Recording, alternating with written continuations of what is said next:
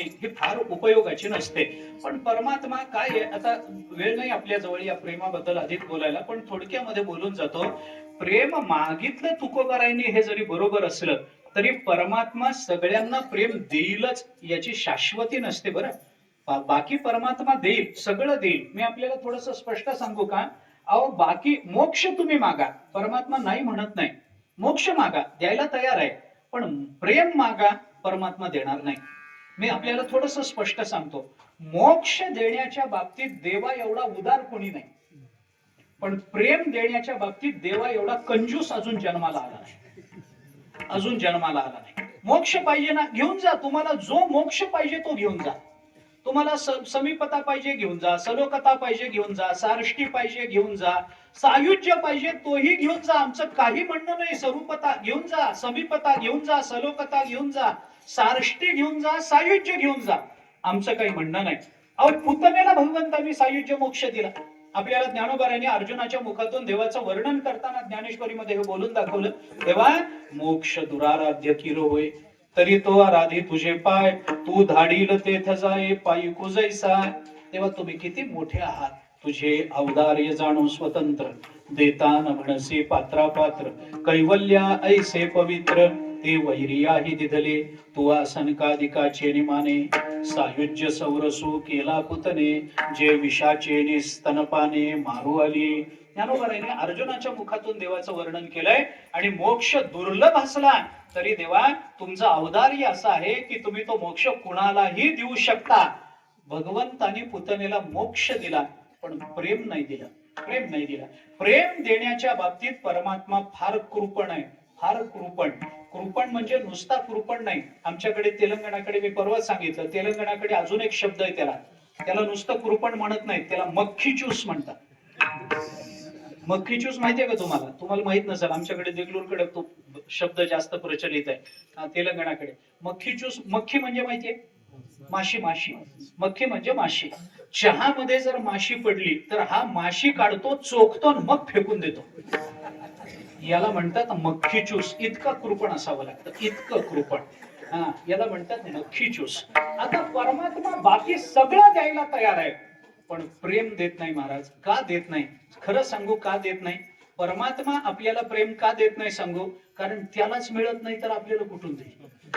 त्याला मिळावं लागेल. थोर प्रेमाचा भुकेला हाची दुष्काळ तयाला जर असेल तर तो आपल्याला कुठून प्रेम देईल? परमात्मा प्रेम देत नाही.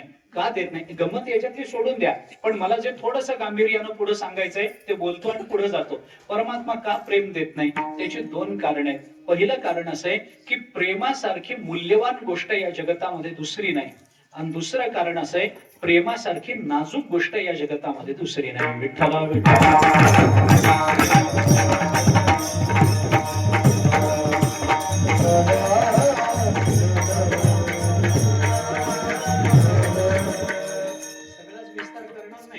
प्रेमासारखा नाजूक दुसरं काही नाही महाराज. काय नाजूक आहे? प्रेम किती नाजूक. अरे प्रेम अंतःकरणात असेल आणि ते प्रेम बोलून दाखवण्याकरता शब्द जर उच्चारला ना, तर प्रेमाच्या बाबतीत उच्चारलेल्या शब्दाचा वारा सुद्धा प्रेमाला नासवून टाकत असतो. माझी भाषा नाही, तुकोबाराय बोलतात, प्रेम नये सांगता बोलता दाबिता अनुभव चित्ता चित्त जाणे. तुकोबाराय बोलतात प्रेम सांगण्यासारखी गोष्ट नाहीये, प्रेम दाखवण्यासारखी गोष्ट नाही. जिथं प्रेम दाखवलं जातं, डोळे झाकून समजावं, तिथं काहीतरी पाप असतं. माणूस कोणी कुणावर विनाकारण प्रेम दाखवत नाही, विनाकारण प्रेम करत नाही.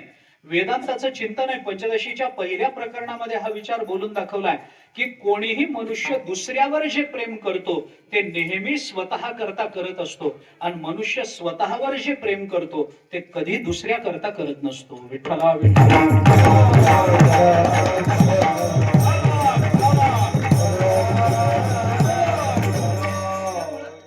प्रेम फार नाजूक आहे. आपण दुसऱ्यावर प्रेम करताना दिसतो, मनुष्य दिसत नाही असं नाही. लोक म्हणतात काय घरादारातून आम्हाला प्रेम मिळत नाही का? मिळतं ना, मी कुठं नाही म्हणतो. नवरा बायकोवर प्रेम करत नाही का? करतो की. बायको नवऱ्यावर करत नाही का? करते की. म्हणून तर प्रपंच चालू आहे, म्हणून तर सगळं व्यवस्थित चालू आहे.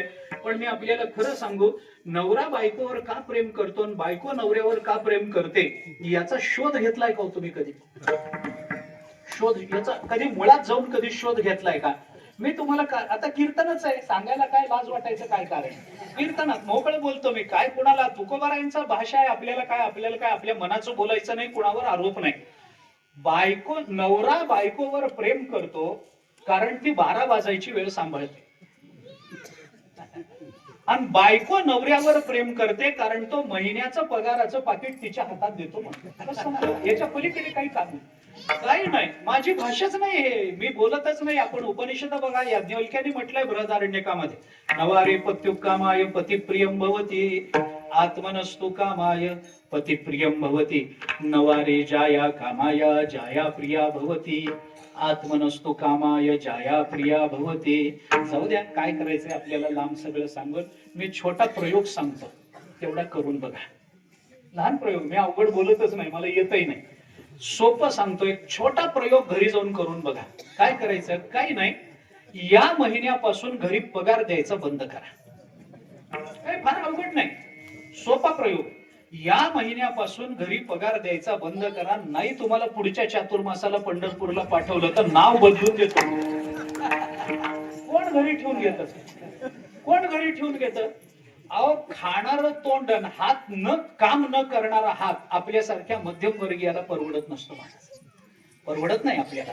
नुसतंच खाणारं तोंड आणि काम न करणारा हात परवडत आपल्याला? परवडत नाही. जर खाणारं तोंड वाढलं असेल तर काम करणारा हातही वाढला पाहिजे, आणि जो हात काम करतो त्यालाच घरामध्ये खाण्याचा अधिकार आहे. बरोबर आहे ना? नुसतंच खातो, पगार देत नाही, कोण घरी ठेवतं? चला निघा, हे घर तुमचं नाही आहे. काम करायचं असेल तर घरात राहा, पैसा द्यायचा असेल घरात राहा, नाहीतर काही उपयोगाचं नसतं. मी कशा करता बोलतो? वेदांताचा सिद्धांत आहे हा, मी माझ्या मनाचं बोलत नाही. इयम आत्मा परानंद परप्रेमास्पदम यतः मानभुवम हि भूयासम इति प्रेमात्मनिक्षते. संतांची भाषा आहे, शास्त्राची भाषा. ज्ञानोबारायांना विचारा, ज्ञानोबारायांनी जवळ जवळ हे आपल्याला सांगितलं ज्ञानेश्वरीमध्ये. तेथ प्रियाची परमसीमा, तो भेटे माऊली आत्मा, तयाखे बियाटे डिंडिमा संसारिक. हे ज्ञानोबाराय हीच भाषा बोलून दाखवतात. या सगळ्याचा अर्थ काय? प्रेम असं बोलून दाखवण्यासाठी. कालिदासाचं एक वचन आहे, कालिदासाने म्हटलंय अतिस्नेहा हा पापशंकी. कालिदास असं म्हणतात, काही माणसं जर विनाकारण आपल्या पुढं पुढं करायला लागली, फार प्रेम दाखवायला लागली, की डोळे झाकून समजा यांच्या मनात पाप आहे. तुम्ही कोणत्याही राजकारण्याला विचारा, माझं म्हणणं खोटं नाही. माणसं विनाकारण आपल्या जवळ येत नाहीत, विनाकारण कोणी पुढं पुढं करत नाही. अहो, विनाकारण आपल्यावर प्रेम करणारं या जगतामध्ये फक्त ज्ञानोबा तुकोबा आहे, दुसरं कोणी नाही. लक्षात ठेवा, ऐसी कळवळ्याची जाती करी लाभावीन प्रीती करणारे ज्ञानोबा तुकोबा. बाकी सगळे स्वार्थापोटी आपल्यावर प्रेम करतात. लांबवायचं नाही. प्रेम अत्यंत नाजूक आहे, अत्यंत नाजूक. भाषा प्रेमाबद्दल बोललेलं सुद्धा, अहो प्रेम करतो, फार प्रेम आहे आमचं तुमच्यावर म्हणणारेच कधी काटा काढतात पत्ता लागत नाही आपल्याला. काय खरंय, काय आपल्याला सांगता येतं नाही. मग प्रेम अत्यंत नाजूक आहे, अत्यंत नाजूक. किती नाजूक? त्याला शब्दाचा वारा सुद्धा सहन होत नाही, इतकं प्रेम नाजूक. भक्तिशास्त्रातली उदाहरणं देत बसत नाही मी. आणि जगाचा नियम असा आहे महाराज, वस्तू जेवढी नाजूक असते ना, तेवढं तिला हाताळणाऱ्याचा अधिकार मोठा लागत असतो. जगाचा नियम आहे, वस्तू जेवढी नाजूक तेवढं तिला हाताळणाऱ्याचा अधिकार मोठा लागत असतो. हा, जी वस्तू नाजूक नाही, कसंही असलं तरी चालतं, मग ती कुणाच्याही हातात द्यायला काही हरकत नाही, हरकत नाही. पण वस्तू जर नाजूक असेल, मी उदाहरण सांगतो आपल्याला, काय लांबवायचंय जास्त, उदाहरणानं पटकन कळतं. उदाहरण